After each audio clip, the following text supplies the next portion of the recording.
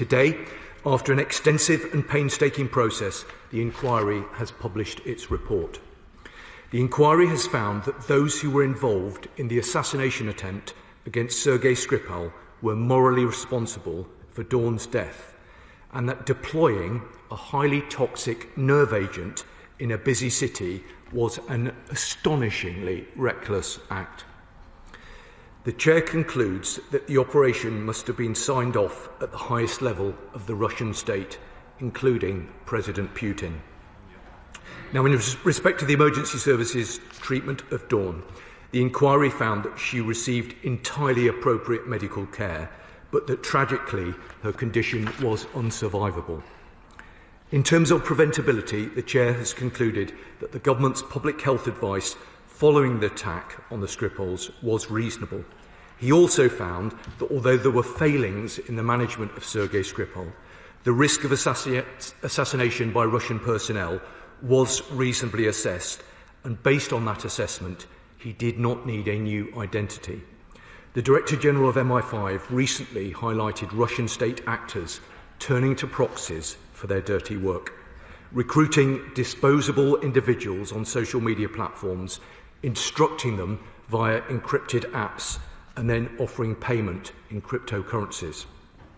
UK law enforcement has secured convictions in several significant cases just this year. 6 individuals spying for Russia, 6 men involved in an arson attack on a warehouse supplying Ukraine, an individual who attempted to offer services to Russian intelligence, and a former MEP who accepted bribes to promote pro-Russian narratives in the EU Parliament.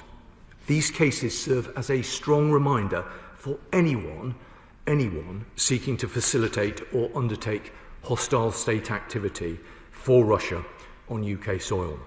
We've specified Russia on the enhanced tier of the Foreign Influence Registration Scheme to make it even more challenging to conceal relationships with the Russian state. And Madam Deputy Speaker, I can now announce that the government is going further. Today, my right honourable friend, the Foreign Secretary, has imposed a further cost on the Russian regime by sanctioning the GRU under the Russia sanctions regime, along with several associated individuals. These sanctions recognise the continued reckless and destabilising activity of the GRU, which seeks to undermine Ukraine, European security and the safety of the United Kingdom.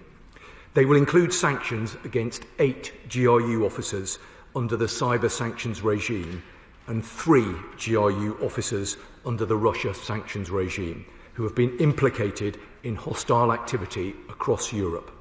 We are also summoning the Russian ambassador to hold Russia to account for its responsibility for the tragic death of a British citizen.